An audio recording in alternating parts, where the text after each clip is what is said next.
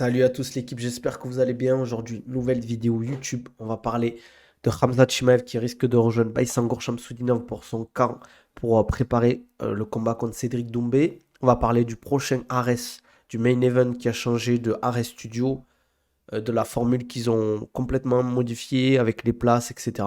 On va parler de l'UFC 300 avec un potentiel combat pour la ceinture pour Khamzat Chimaev. On n'hésite pas à s'abonner à la chaîne les gars. On s'abonne, on met des likes, c'est super important. Mettez un like là si vous êtes sur la vidéo, un petit like, ça m'aide. Petit commentaire, mettez une notification. Venez sur Twitch, vous abonnez aussi, au moins vous ratez pas le live. On met les notifications, subprime si vous avez Amazon Prime. J'ai vu ton message, Emirix, et n'hésitez pas à me follow sur les autres réseaux. Comme salam, Emirix. T'aurais pas 499 euros? On va en parler de ça tout à l'heure, les gars. On va en parler des prix du RS Studio. On va commencer par Nabil BNL qui follow la chaîne. Faites comme Nabil qui follow la chaîne. Mettez les notifications. Subprime si vous avez Amazon Prime, c'est gratuit.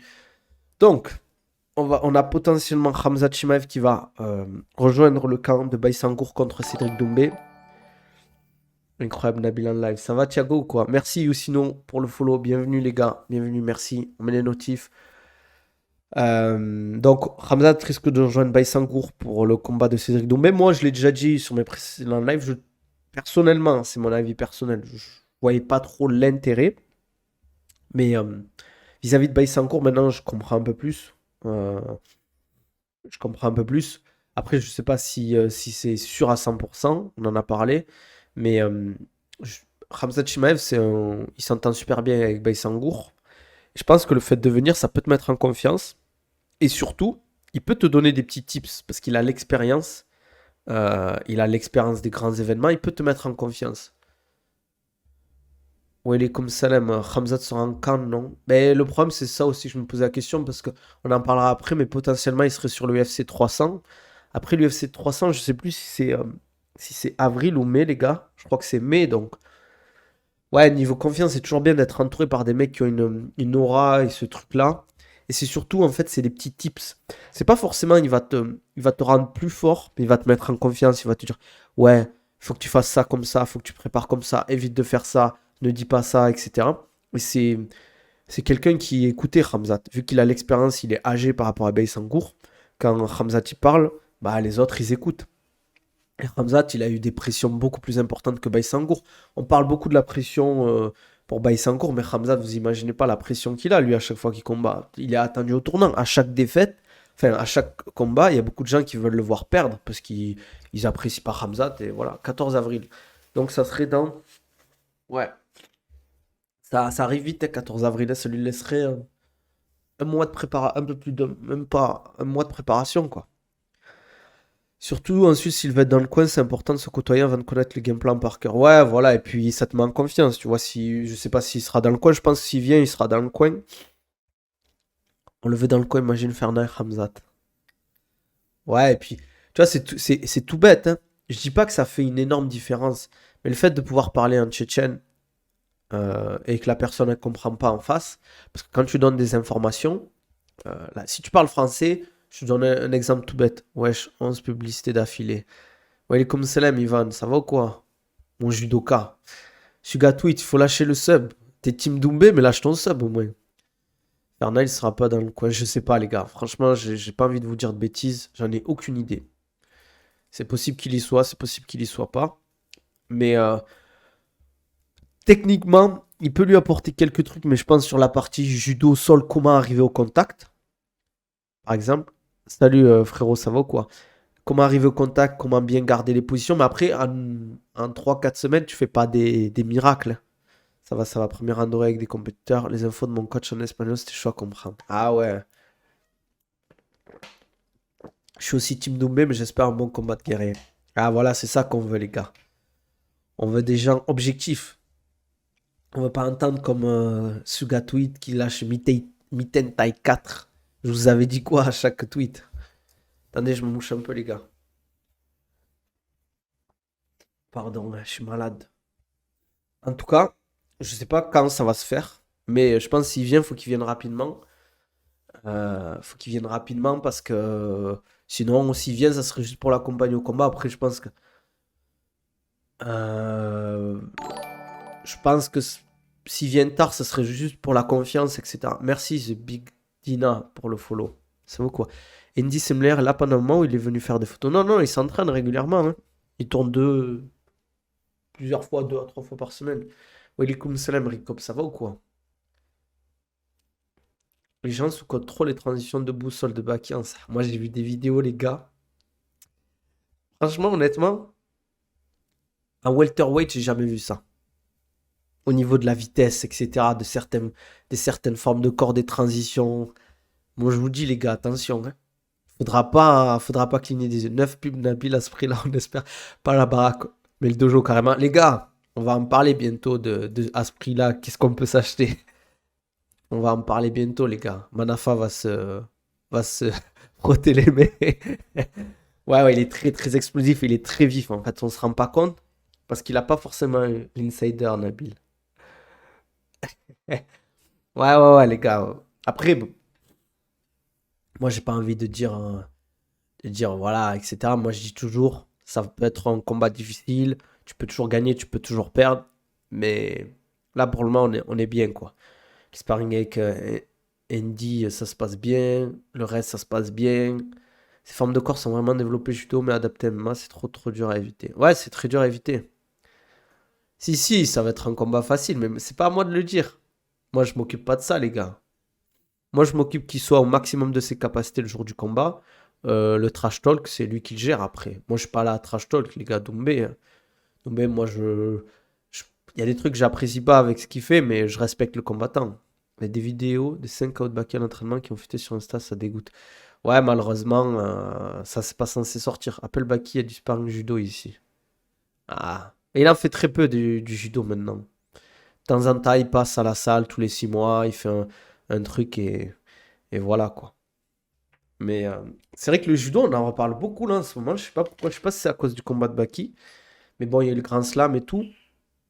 Les gars, on dort trop sur le judo, c'est dur, hein. C'est très dur le judo, les gars. Et le niveau, en vrai, on se rend pas compte, mais du niveau qu'on a en France en judo, pour être rien que champion de France, les gars, le niveau qu'il faut en judo, c'est démentiel. Et c'est dur le judo parce qu'il y a beaucoup de concurrence et c'est quand même un sport difficile parce qu'il y a beaucoup de répétitions.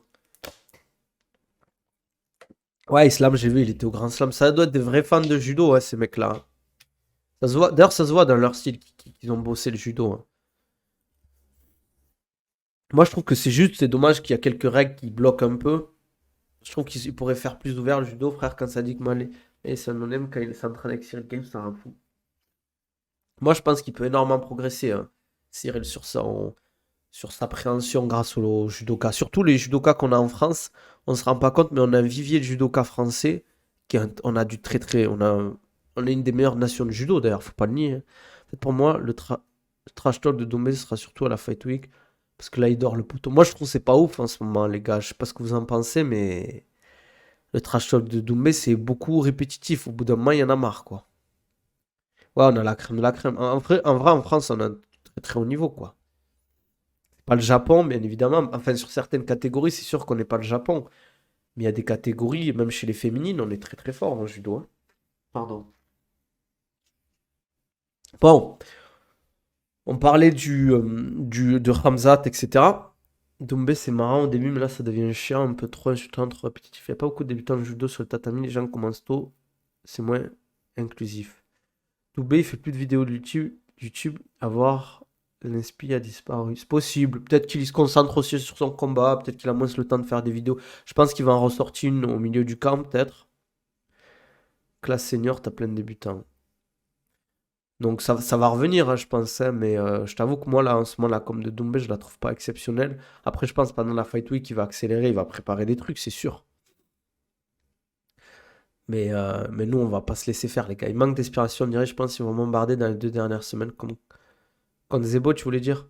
S'il va avoir des vidéos, je vous assure. Comment t'es au courant, Manafa? Ah oui, bon les gars, on va parler du deuxième sujet. Ares Studio, les gars. On va juste voir. Je vais ouvrir 2 trucs, les gars. Tapologie avant. Parce que je sais pas si vous êtes au courant, mais le main event d'Ares qui sera le lendemain ou le surlendemain, je crois. Il a été modifié, c'est plus Abou Bakar Younousov contre mince. Pourquoi j'ai pas? C'est plus Abou Bakar Younousov, c'est comment il s'appelle? Théo Scott, je crois, un truc comme ça. Lee Scott, pardon. Attendez. Peña. Merci Dali Villette pour le follow. C'est quoi l'arrêt studio?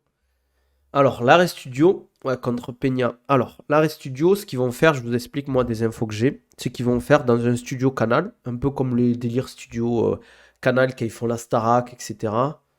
Euh, Ils vont faire, en fait, ils vont mettre une cage avec un public un peu comme l'Apex, ça va être.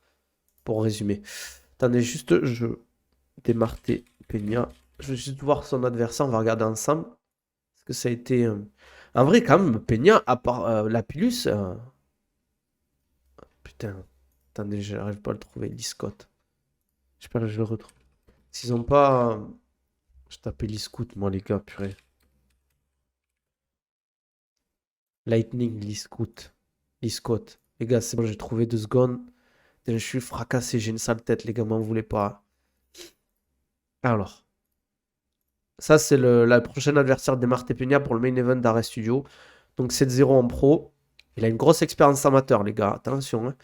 Il a 2 défaites pour 3, 4, 5, 6, 7, 8, 9, 10, 11, 12, 13, 14. 14 victoires en amateur. 2, il a fait des IMAF et tout. Donc c'est du gros niveau quand même, les gars. Record Inishable MMA. Je pense que c'était pas dans une cage de ce que j'ai compris.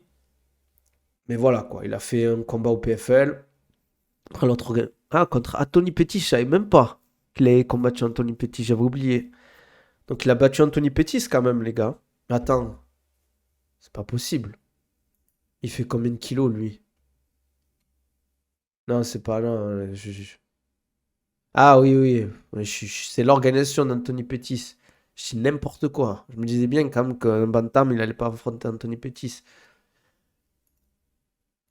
Donc voilà, il va affronter Demarte Peña. Ah, contre Peña, Lusco se met. Ouais, il a combattu Pepel. Ilias, c'était un bon match-up, je trouve. Ouais, c'était serré, mais quand même, je l'ai trouvé un peu plus au-dessus des Marté Peña, même si c'était serré. Ouais, Edgar. Et ah oui, je voulais vous montrer. Donc là, on a l'affiche du main event. Donc ça, c'est son prochain adversaire, le 8 mars. Donc c'est le lendemain. Et c'est Studio Experience, lancement de Love Studio Experience. Donc là, on a le Arrêt Studio. Tarif unique, premium. Donc 500 balles. Voilà, espace lounge. En gros, c'est un truc VIP, quoi. Ces places exceptionnelles sont en nombre limité, vous donnent accès automatiquement au service premium. Personnellement, je ne sais pas si ça va marcher parce que le main event pour les Français, mince, c'est pas intéressant du tout. C'est combien de Burger 500 euros, ça se touche. C'est cher, 500 euros. En fait, la problématique, c'est que si le main event était intéressant, ok, mais là, le problème, c'est qu'ils ont dû changer le main event. Après, c'est pas. Les gars, c'est pas un RS entre guillemets classique. Je ne sais pas s'ils vont vendre toutes les places parce que. En fait, je sais pas qui va vouloir y aller, honnêtement, à part des gens qui kiffent vraiment le MMA et qui sont riches. Les comme Salam ça va quoi. Les gars, même à l'UFC, à part des grosses places, tu payes jamais 500 euros, à part les plages pro. Mais c'est un délire VIP, t'as accès à des trucs, t'as accès à des avantages. C'est vrai que c'est cher, personnellement. Après, il faut bien qu'ils rentrent de l'argent. Ben là, on a parlé déjà de Hamzat Baki pour préparer le combat de Doumbé. Là, on parle de Ares, le prochain Ares qui arrive là, et du format qu'ils ont mis. Je remets pour ceux qui n'ont pas vu. Donc, en changement de main event, on devait avoir Aboubakar Younousov contre Demarte Peña. Je l'attendais ce combat parce que je pense que ça pouvait être un beau combat.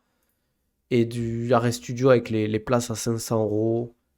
Voilà, service traiteur, espace lounge. Donc, tu pourras rencontrer Cyril, Virgil Hogan. Donc, voilà. Parler de ça principalement. 500 euros, wesh. Pourquoi Younousov combat pas? Il s'est blessé au cervical. Je crois dans le corner de Lee Scott, ça sera Frank Mir. Ah ouais, c'est stylé ça, Frank Mir. Pour ceux qui connaissent pas Frank Mir, oh, c'est un ancien, les gars. Pour ceux qui découvrent le MMA, Frank Mir. Heavyweight, 19-13. Bien évidemment, légende de l'UFC. Grosse expérience à l'UFC. 16 wins, 11 défaites. Bon, il a fait pas mal de défaites récemment, hein, on va pas se mentir. Sa fin de carrière, elle était compliquée.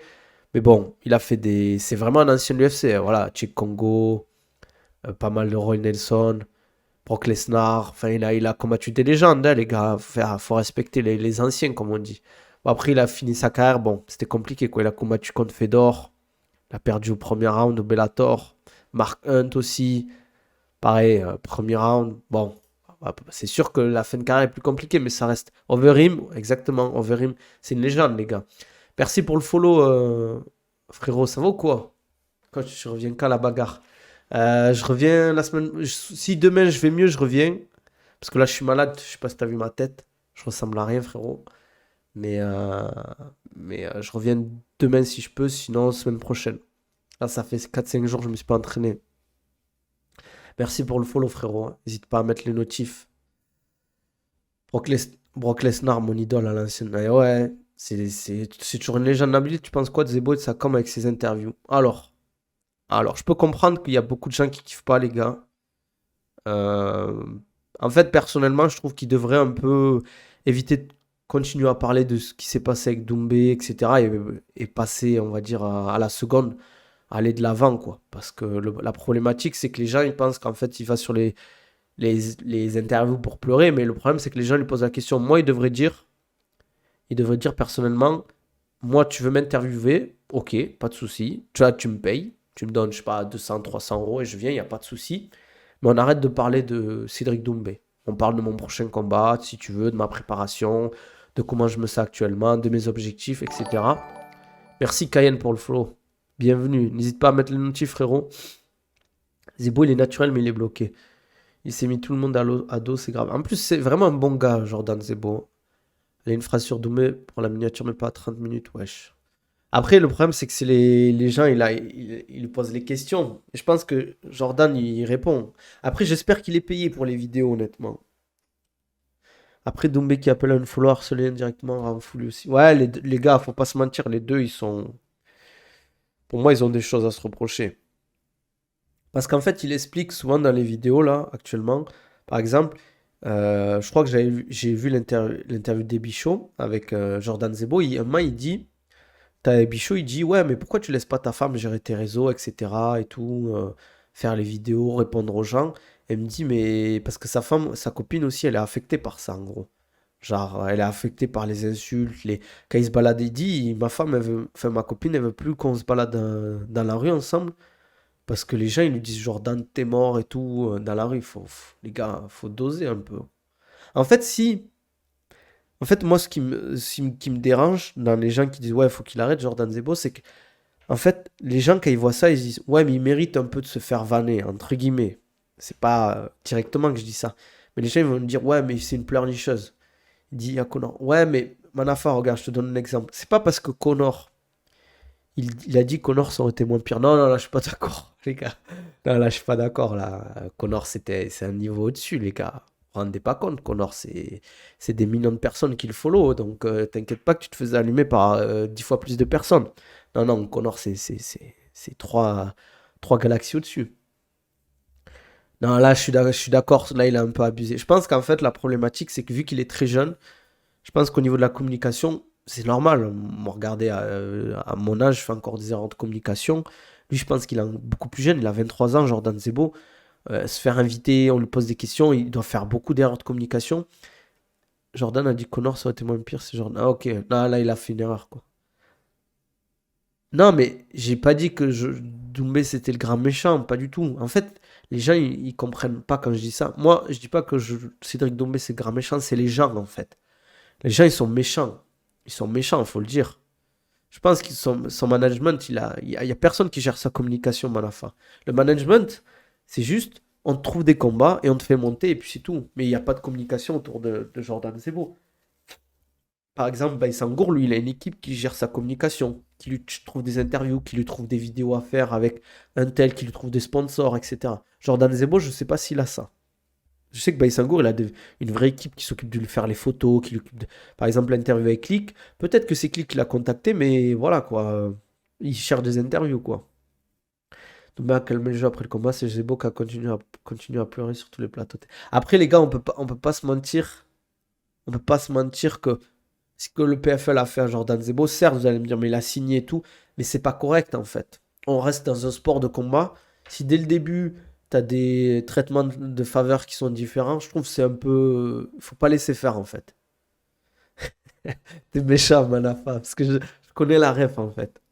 C'est la Mazda. Pour ceux qui connaissent, enfin les anciens, c'est pas trop des anciens, mais la Mazda, on connaît. On sait de qui tu parles. C'est quoi ces histoires de médicaments, les gars? Il prend des médicaments, Jordan Zebo?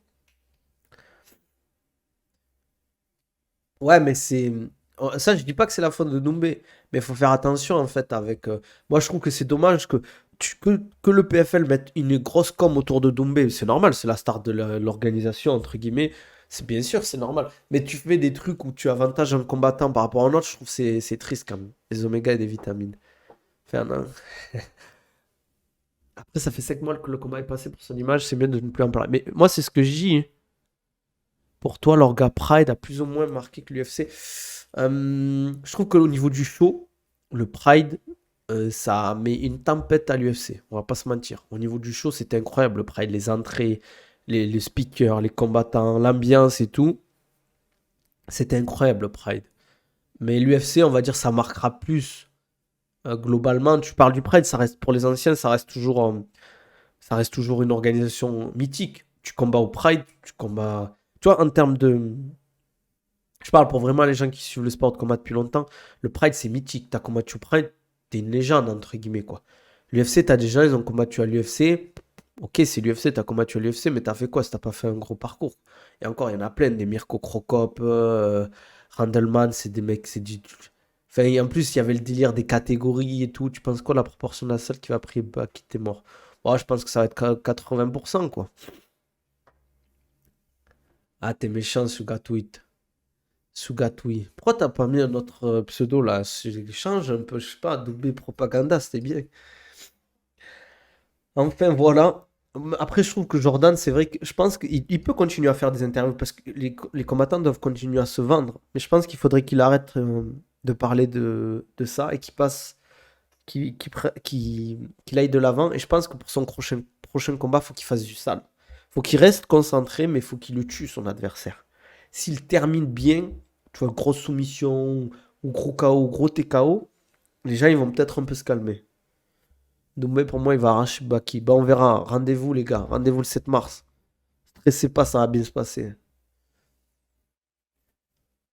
Quand tu dis qu'il est mal entouré, il va en développer. UFC meilleur gars de tous les temps, faut pas se blaguer. Après, l'UFC ça reste. Voilà, c'est l'UFC quand même. C'est juste pour qu'on me reconnaisse de Twitter, Doumbé Propagande, c'est pas un pseudo que je garderai après le combat fini. Ah, tu sais pourquoi? Tu sais pourquoi? Parce qu'après le combat, ça va être compliqué, il va falloir changer de pseudo. Comme les nazis qui sont partis en Argentine et qui ont changé d'identité. Faudra assumer, hein. D'ailleurs, avec Kamaru, tu seras une de mes premières cibles. Je vais pas te louper. Ça sera bon enfant, les gars, vous inquiétez pas. Niveau comme c'est chaud, on dirait qu'il a pas de PR training ou de gars expérimentés pour l'aider. C'est quoi un PR training? Un attaché de presse, tu parles? Non, non, Nabil, pas cette comparaison, s'il te plaît. Pourquoi? Yusinho, toi, t'es Team Doumbé. Entraînement média. Ah, c'est dur, les gars, à 22, 23 ans, hein. Tu vois, c'est pour ça que Baïsangour, je pense qu'il est beaucoup apprécié. C'est parce qu'il est très à l'aise dans les médias. Il parle bien, il s'exprime bien, il est intéressant. Les gens, ils aiment bien l'écouter, quoi. Ouais, je suis à 9 pubs, je suis mort. Ouais, les gars, faut s'abonner, les gars. Faut lâcher un subprime, hein, si vous voulez pas les pubs. Si vous avez Amazon Prime, les gars, un petit subprime, c'est gratuit. Et vous aurez plus de pubs. Mais bon, après, vous voulez continuer à avoir des pubs, c'est votre problème, les gars. Après, le Pride, ça a fait connaître mondialement le MMA. C'est clair. Le Pride, les gars, faut regarder des combats du Pride. J'aimerais bien hein, faire un stream, regarder des combats mythiques, mais je vais me faire strike. Je sais pas si, par exemple, sur Dailymotion, on se fait strike. Après, si on. Parce qu'en fait, moi, je poste les replays après sur YouTube. Pas d'abonnement, désolé. Mon pote, j'ai un adblock Twitch. C'est pas grave, frérot, y a pas de souci. Je suis en garde à vue, là. Ouais, je suis encore 10 pubs d'affilée, mais y a pas moyen de tuer avec ces abus. Je verrai la prochaine fois. Moi, j'ai pas réglé, j'ai mis un truc automatique, les gars. Kick, non. Ouais, mais le problème, c'est que je vais redevoir faire un truc. Redevoir faire les gars, vous imaginez, là, je suis même pas à 700 follow sur Twitch. Les pubs de Condé, je vous prends en otage. Il va falloir que je refasse de la pub, les gars, pour monter. Je suis même pas à 700 followers. Ça fait des mois que je stream, hein, les gars. Ça prend du temps, les gars, de monter. Nabil qui se marre. Lâchez un petit subprime, c'est rien, les gars. Si vous prenez 6 mois, c'est même pas 20 balles, je crois. Vous êtes des crevards, les gars. C'est un truc de fou. Bon, on va parler de l'UFC 300, les gars. Du potentiel prochain combat de Khamzat Chimaev aussi. Euh, On va avoir peut-être, moi potentiellement, parce que Baïsangour, il a dit que normalement, il allait combattre pour le titre. Donc, il lui avait fait d'ailleurs une promesse de s'il combattait Kamaru Usman. Normalement, il était prochain sur le title shot. On va regarder un truc ensemble. On va aller sur l'UFC Ranking. 2 secondes. Ouais, c'est bon, c'est parti, les gars. Comment 46. Regardez-moi ces transitions de fou. Alors, alors. C'est où les middleweight? C'est là. Khamzat Chimaev est 9e. Pour l'UFC 300, c'est soit il tape Duplessis pour un combat, soit Israël Adesanya. Moi, potentiellement, la logique, ce serait plus Israël Adesanya parce que je trouve que c'est trop tôt pour un title shot, personnellement. C'est mon avis perso, je dis pas qu'il n'a pas le niveau ou quoi que ce soit, je dis que c'est trop tôt pour un title shot. Je pense qu'un combat contre Israël Adesanya, ce serait mieux que contre Dricus Duplessis. Déjà, ça ferait plus vendre. Après, c'est sûr, pour Hamzat, il a besoin d'une ceinture, mais est-ce il aura son visa? Parce que le problème, c'est que Robert Whittaker, il combat. Il n'y a que Jared Cannonier qui a pas de combat, je crois. On a Marvin Vettori, Paulo Costa qui combattent. Brendan Allen, je crois aussi. Et voilà, et Sean Strickland qui est toujours en attente. Potentiellement, je pense que c'est soit Israël Adesanya, soit Dricus pour l'UFC 300. Hamzat que 9ème, wesh. Normalement, il était 8ème, je crois. Hamzat mérite pas son title shot. Donc, tu le verrais plus contre Adesanya, toi, ou Sean Strickland? Combat jamais logique, il a pris aucun middleweight. Déjà, qu'il soit dans le top 10, c'est énorme, hein, les gars, pour avoir juste combattu Kamaru Usman. Même si c'est Kamaru Usman, c'est très fort, les gars, attention, hein. Mais lui, Strickland. En vrai, entre vous, pour vous, c'est quoi le combat le plus facile? On va revenir sur le truc. Entre Adesanya, Strickland ou Duplessis. Pour vous, c'est qui le plus compliqué? Moi, je pense, en vrai, je pense Strickland, c'est compliqué, hein, les gars. Moi, je trouve Strickland, c'est compliqué. Strickland plus fort. Ouais, voilà. En main event, je trouve Strickland, c'est difficile, les gars. Ouais, en fait, il est relou, son style. Après, euh, en fait, son style, ce qui est chiant à Strickland, c'est que, en fait, sa stance, quand il combat, c'est dur de l'amener au sol, en fait. Il a un style de bourré dans le... En fait, je pense qu'il est vraiment chiant à affronter, Strickland. Pour moi, Adesanya, s'il arrive un peu à faire une Kamaru Usman premier round, il arrive à le choper, à l'amener au sol, ça va être compliqué. Walaikum salam, M9, frérot. Ça va passer, c'est rien de grave, les gars. Mais s'il arrive à l'attraper, à Adesanya, il peut lui faire du sale et le fatiguer. Après, Adesanya, ça sera en 5 rounds aussi. Mais en fait, je pense que ça va être. En fait, contre Adesanya, c'est celui qui impose son style, ça va être compliqué pour l'adversaire. Si Khamzat, il arrive à aller au contact, on va dire rapidement ou facilement, entre guillemets, Adesanya, c'est compliqué. Mais si Adesanya arrive à imposer son striking, c'est mort pour Khamzat. Dricus, c'est compliqué, Dricus, hein. Physiquement, c'est un animal, Dricus. Il a une bonne lutte, hein. Il n'a pas le niveau de lutteur Hamzat, mais je pense qu'en fait, vu que physiquement, il doit être très fort, ça doit être très dur de défendre ou de l'attaquer en lutte, en fait. Hamzat, c'est un gros welter, mais un petit middleweight, je comprends pas. Pourquoi tu comprends pas, Hamzat? Yusino. Ah ouais, tu trouves? Duplessis, c'est plus facile des trois, selon moi, car moins d'expérience. C'est vrai qu'il a moins d'expérience que les autres, mais il a quand même fait une belle guerre face à, à Strickland. Après, Dricus qui. En fait, Strickland, la problématique de lutter contre Strickland, c'est que vu qu'il utilise quasiment très peu de kicks, c'est compliqué. En fait, il jab un, deux, quelques crochets de temps en temps, et il arrête pas, en fait. Après, t'as le facteur champion. Ouais, voilà. Moi, c'est ça, en fait. Quand tu deviens champion, t'as un peu cette aura et cette assurance de combattre contre des mecs Tu sais que t'as battu des mecs super forts. T'as battu des Robert Whittaker, tu l'as mis KO. Strickland, t'as fait 5 fois 5 une guerre avec lui. Tu stresses toujours et tout. Mais tu sais que t'es bon en fait. Donc t'imposes plus ton jeu. Duplessis paraît moins solide qu'Adesanya et Strickland. Contre Strickland, on aurait dit qu'à tout moment, il en prenait une un KO. Je sais pas, moi je trouve qu'on dort un peu sur Duplessis quand même, hein. Il a gagné Robert Whittaker, qui c'est un bourbier, Whittaker, hein. Ah mais en fait moi c'est plus ça, c'est l'impact physique. On l'oublie souvent, l'impact physique à MMA, surtout quand tu es un lutteur. Si t'as pas trop l'ascendant au niveau du physique, c'est compliqué les gars. Regardez tout simplement. Un mec comme Khabib, il faisait en sorte de beaucoup cut. Parce que il jouait sur ça en fait. Son style, il fallait que son physique soit beaucoup plus fort, beaucoup plus imposant que les autres. Si t'es plus léger, moins fort que les autres, bon, un lutteur c'est rare, mais si t'es plus léger, plus petit, moins fort, moins puissant comme mec, et que tu cherches la lutte, c'est compliqué. Ah oui, c'est ça en fait. Après, pour moi, physiquement, il n'y a que Adesanya où c'est, on va dire, prenable, parce qu'Adesanya, il est pas lourd pour un middleweight. Et en plus, il est chiant, hein, Duplessis à combattre. Strickland avec la peau épaissie, il a bien son XP au bar, tu sais qu'il est solide. Ouais, ouais, il est solide, je pense, Strickland aussi. C'est des mecs durs à finir, je trouve. Ah, si, c'est un gros lightweight, les gars, Khabib, hein.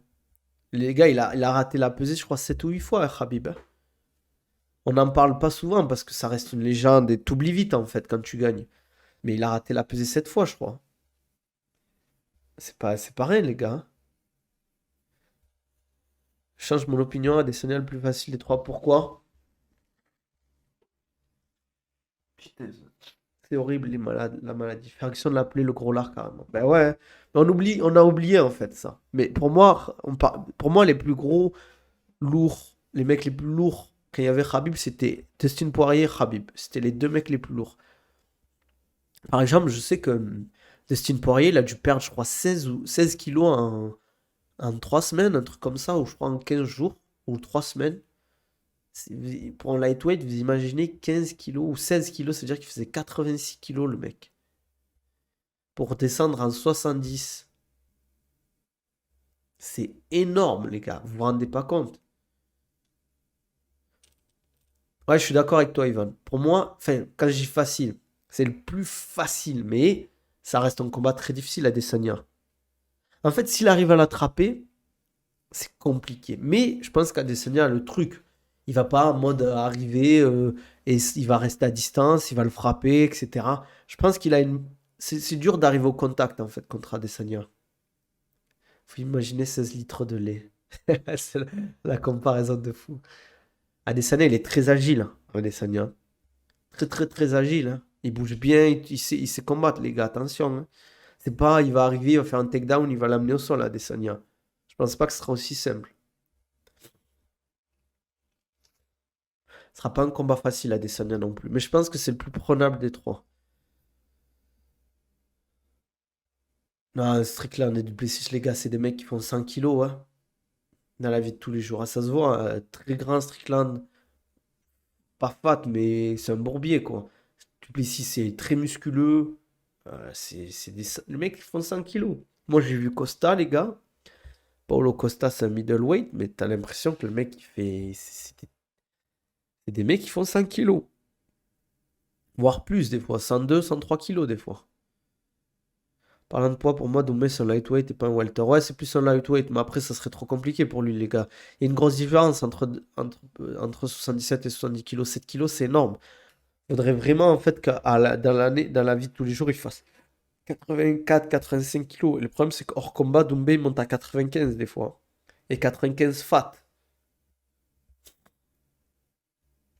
Ouais, mais Khamzat vs Duplessis, ça me fait penser à Gain vs Jones. Ouais, mais quand même, Duplessis, il a une meilleure lutte que John Jones, je trouve. Oula, attention les gars. Que Cyril Gane. Au moment où il y a eu le combat, je parle. Bien sûr, bien sûr. Ah, ça... Non, mais après, je pense que globalement, John Jones est un meilleur combattant de MMA que de Khamzat. Khamzat, il est très, très, très fort en lutte et en sol. Mais John Jones, il est très fort aussi en striking et en MMA surtout. John Jones, les gars, il est fort partout. Il est fort dans tous les compartiments. Oui, je vois ce que tu veux dire. Je vois ce que tu veux dire. C'est un chat un peu. Khamzat, c'est un chat aussi. Quand il t'attrape, il tourne dans tous les sens. Il te fait voir la vie en vrai, quoi. Ce qu'il avait fait à Kevin Holland, c'était n'importe quoi, les gars. Moi, les gars, John Jones, c'est vraiment un mec tu te dis, mais c'est un tueur, en fait, quand il rentre dans la cage. C'est un prédateur. C'est un mec, il arrive, il va t'attraper à la gorge, il va tourner dans tous les sens. Hamzat, il déçoit son cardio et son striking. Ah, vous êtes durs, les gars. Vous êtes durs, les gars. Les gars, vous combattez Kamaru Usman, qui est un des meilleurs physiques, je parle. Capacité physique, qualité physique des welter. Pour moi, Khamzat Chimaev, c'est vraiment Kamaru Usman. Quand il faisait les 5x5 face à Leon Edwards, Colby et tout, les gars, vous vous rendez pas compte du niveau d'endurance qu'il a. C'est du très très haut niveau, hein. Après, c'était pas un grand Kamaru contre Khamzat, tu trouves? Moi, je trouve qu'il a bien combattu quand même, hein. C'était une split décision, les gars, hein. C'était à rien que Kamaru il gagne. C'est juste le premier round, en fait. Le premier round, il lui a roulé dessus, Khamzat. Mais après, les gars, Kamaru Usman, il est revenu, hein. Il a bien touché, Khamzat. Ouais, mais après, il y a l'âge, les gars, il y a les genoux, ça reste un grand combattant, les gars. Je pense, les gars, ses trois dernières défaites, c'est deux contre Leon Edwards. Donc une à la décision et une, il perd. Bon, il perd, il se fait sécher, mais il dominait le premier combat.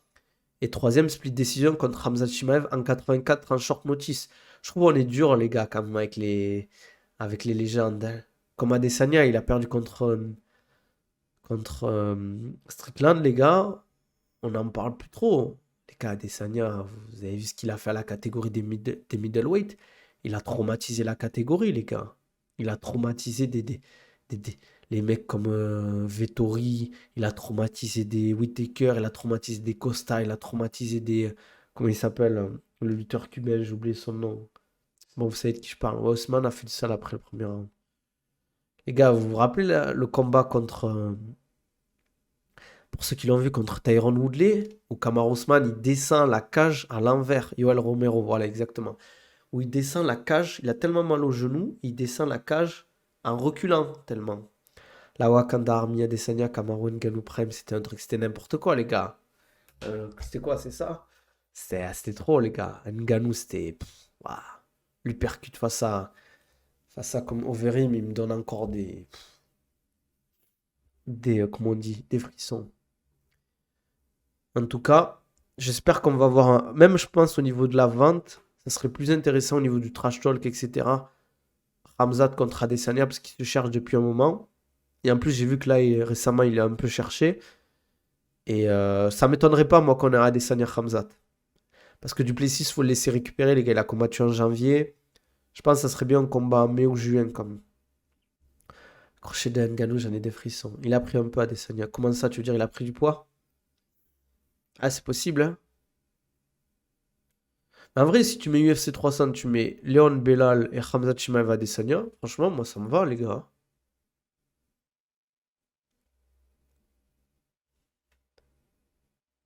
Je sais pas ce que vous en pensez, mais en vrai, c'est du lourd, non? J'ai vu une vidéo qui a fuité, il a bien mangé. Après, les gars, vous vous rendez pas compte, c'est dur, hein. C'est dur, le MMA. Je pense qu'il était pas bien, Adesanya. Il a trop combattu. J'ai entendu qu'il avait des problèmes avec l'alcool. Euh... Bellal, bien ce côté encore. Ouais, ouais, je pense que Bellal, il peut faire la surprise. Non, les gars, vous êtes durs. Ah, les gars, Léon Edwards, il est pas dégueulasse à voir, hein. Mais Hamza, tu peux pas, non? Ça va être pendant le ramadan, la prépa. Ah, ben oui. Ouais, ouais. Ouais, ouais, ouais. C'est bien ça. Et en plus, ce sera pendant le ramadan, 14 avril ou 14 mai, les gars, UFC 300, rappelez-moi. Manafa, c'était là, j'ai besoin de toi. Ouais, mais le style. Non, mais les gars, avril. Aïe, aïe, aïe, c'est chaud, les gars, UFC 300 pour Hamzat. C'est trop dur. C'est trop dur. Enfin, 5x5 à préparer pendant le ramadan, les gars, moi, c'est une très mauvaise idée. Pour moi, il n'y a que Belal qui a réussi à faire ça. Et Belal, regardez, il est arrivé blessé au combat. Il a gagné contre Burns. Mais les gars, Belal, c'est dur, hein, Léon Edwards, hein. Et il s'est fait tuer, Belal, le premier combat contre Léon Edwards. Après, c'était une autre époque, c'était un autre temps. C'était il y a quelques années, tu peux évoluer, tu progresses et tout, tu sais ce qui se passe. Je pense que Belal, il peut gagner. Mais Léon Edwards, je le vois légèrement favori au niveau de l'expérience de Laura. et surtout du fait qu'il combat régulièrement, quoi. Mais je vois pas trop. J'espère que Ramzat fera pas l'UFC 300, sinon on aura le doute. Il était pas au max. Ouais, je pense que, je sais pas si c'est une bonne idée, hein. 14 avril, c'est chaud, les gars. C'est soit, c'est pile la fin, mais même si c'est pile la fin, ça veut dire que tu fais la perte de poids, tu fais ton camp pendant le ramadan, c'est n'importe quoi. Bon, je pense, les gars, on va s'arrêter là. Donc, on revoit rapidement. On va avoir potentiellement Khamzat Chimaev qui vient aider Baki pour son camp, pour préparer Doumbé. MDR Ivan, il veut que Khamzat se fasse tellement plus au sommet. On a parlé de, je vous remonte rapidement, mince, de Ares Studio, le changement de main event. Je vous montre rapidement Peña contre Lee Scott. Lee Scott invaincu qui a fait une victoire au PFL récemment. 7-0, grosse expérience amateur. Il a, je crois, 14 victoires en amateur, 2 défaites. Donc, et 7 victoires en pro, 0 défaite contre Peña qui a 14 victoires, je crois, et une défaite contre Taylor Lapillus au premier round, je crois. Et voilà, ils ont fait un mode arrêt studio avec un tarif unique, et voilà. Et on a parlé aussi du potentiel UFC 300 avec Khamzat Chimaev contre Adesanya, et Khamzat Chimaev vs. Moi, je pense que ça va être soit Strickland, soit Duplessis. Non, ça va être plus Adesanya, mais derrière, je vois plus Duplessis que Strickland, par exemple.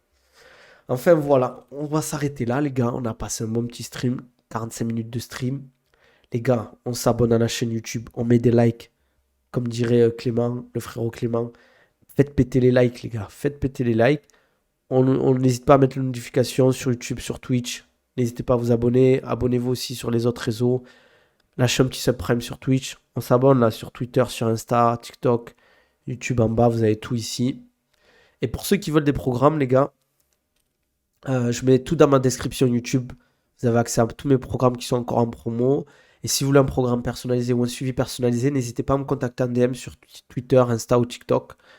Et voilà, on revient demain normalement. Je vais essayer de revenir demain et on fera notre stream. On parlera un peu des news et on fera la FAQ demain, les gars. On fera la FAQ demain, j'ai pas oublié. N'hésitez pas si vous avez des questions sur le MMA, préparation physique, nutrition, récupération, cutting, etc. etc. De MMA, entraînement. N'hésitez pas à me les mettre aussi en YouTube, sur YouTube en commentaire si vous avez des questions, les gars. Et j'y répondrai à toutes les questions. Voilà, prenez soin de vous. On se dit à demain. Allez, ciao.